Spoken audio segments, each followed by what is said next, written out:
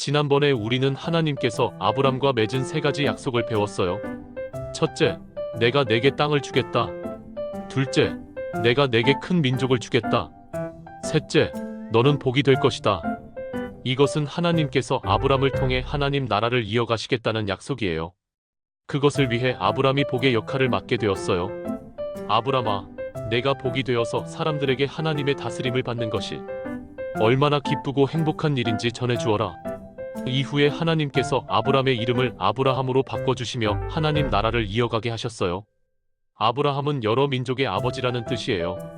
하나님께서 말씀하신 복은 하나님께서 우리를, 이 세계를 다스리신다는 진리 자체를 의미해요.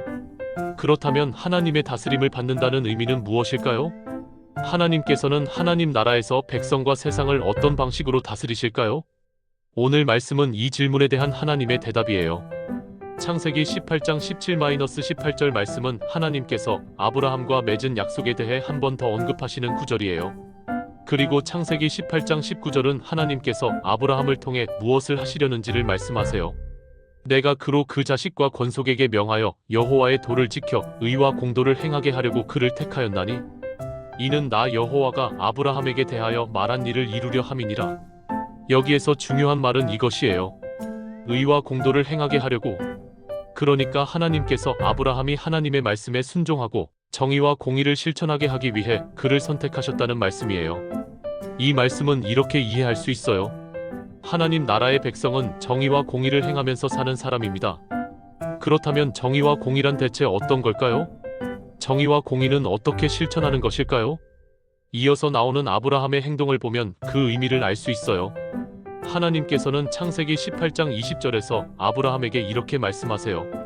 여호와께서 또 이르시되 소돔과 고모라에 대한 부르짖음이 크고 그 죄악이 심히 무거우니 소돔과 고모라는 아주 풍족한 도시였지만 죄가 무척 많은 곳이었어요. 하나님께서는 죄에 빠진 소돔과 고모라를 심판하시려고 했어요. 그러자 아브라함이 하나님께 다급히 말했어요.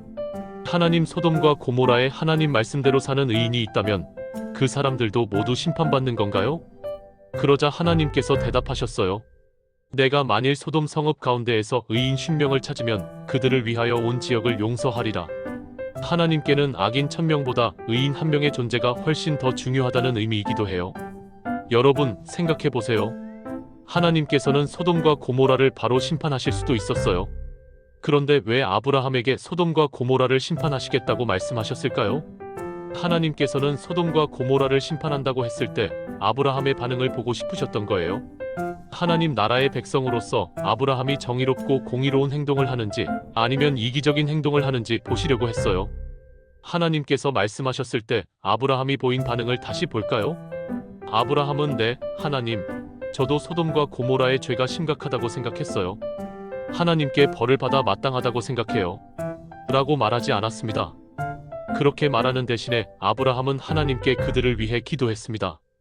하나님, 소돔과 고모라의 많은 사람들이 죄를 지었어도 의인 10명을 봐서라도 용서해주세요. 하나님, 의인 10명을 봐서라도 용서해주세요. 아브라함의 이런 행동이 바로 하나님께서 말씀하시는 정의와 공의를 실천하는 행동이에요. 아브라함이 실천한 정의와 공의는 두 가지 특징이 있어요. 첫째, 하나님의 은혜를 구해요. 둘째, 다른 사람을 위해 기도해요. 아브라함처럼 하나님의 은혜를 구하고 다른 사람을 위해 기도하는 것이 정의와 공의를 실천하는 행동이에요. 아브라함이 소돔과 고모라를 위해 기도한 것처럼 우리도 다른 사람들을 위해 기도할 수 있어요. 그리고 그들이 언젠가 하나님을 알게 되고 하나님 나라의 백성이 되도록 우리는 아브라함처럼 간절히 기도해야 돼요. 바로 이것이 하나님 나라의 백성이 지켜야 하는 두 가지 원칙, 정의와 공의예요.